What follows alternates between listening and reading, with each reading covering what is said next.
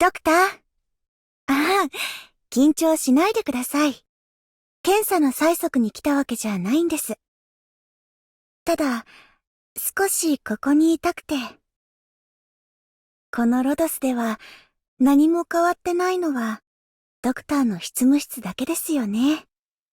患者さんの術後の経過観察が必要なので、ロドスの病室を一部改装する予定です。必要な物資はこちらにリストアップしましたけど、確認されますか？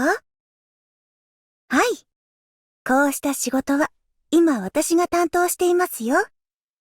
ドクター、皆さんのご意見を参考に、健康食の味を改良しましたよ。自分の考えに固執するのが良くないこともありますからね。相手の意見に耳を傾けて、相手の立場に立って考えてこそ、問題が解決できるんです。もっと早く気づいていたらよかったのに。前はよく皆さんに厳しく当たっていて、健康な生活習慣を強要したり、病状を悪化させるような行動も絶対に許しませんでした。なのに、自分がそれをできていないなんて。でも、心配しないでくださいね。私にはまだやることがたくさんあるんです。ここで倒れたりしませんから。病気は肉体的に辛いだけじゃなくて、心にも影響があるんです。今の自分はどう思われてるんだろう。前みたいな生活に戻れるかなと心配してしまうんです。患者さんのそういう不安が消えるまで、私の治療は終わりとは言えません。リターニアで女の子を助けたことがあるんです。目が覚めて私の顔を見た瞬間、叫びながら逃げていきました。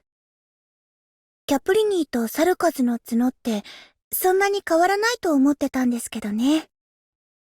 他人の考え方はそう簡単に変えられませんけど、少なくとも患者さんには怖がられたくないな。ラバちゃんってこの頃人が変わったみたいなんですよね。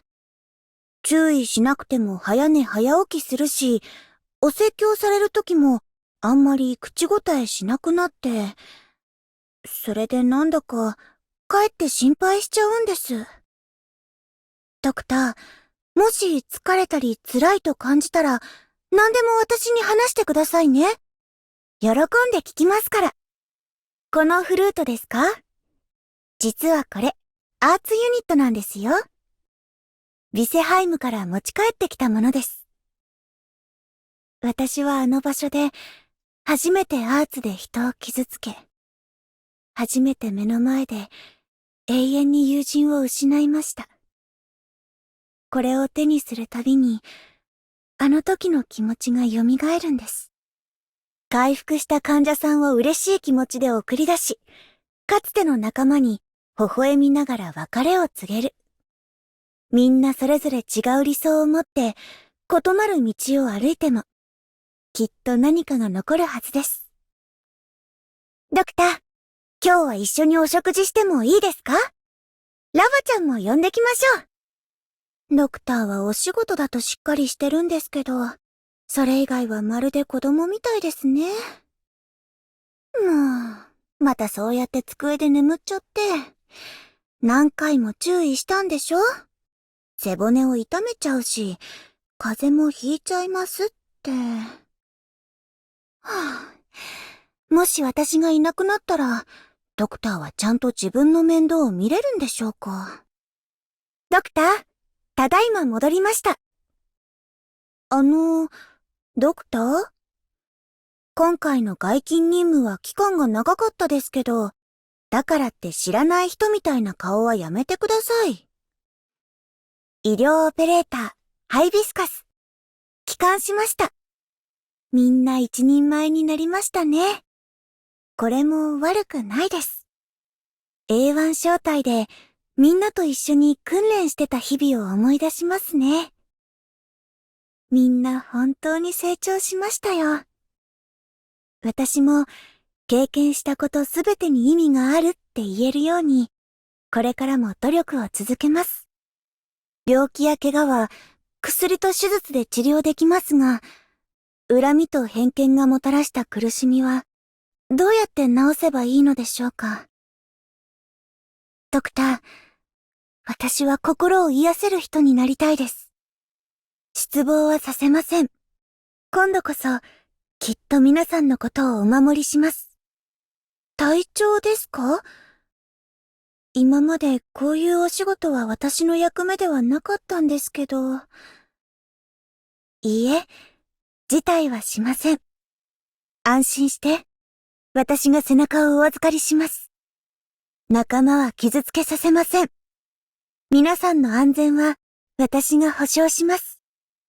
ドクター、いますよ。救急診療の準備は整いました。いつでも治療ができます。できることなら、これが最後であってほしいです。これでより多くの悲劇を防げるなら、私は逃げません。痛みを感じるなら言ってください。私にできるのは治療だけじゃないんです。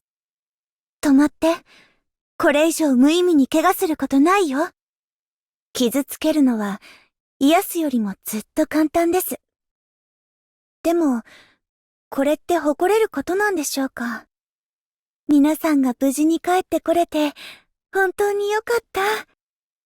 負傷者の治療を優先してください。私は敵の反撃に備えます。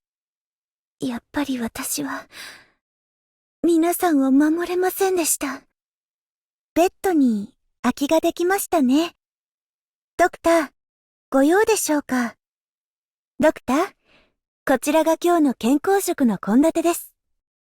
ちゃんと時間通りにご飯を食べてくださいね。アークナイツ。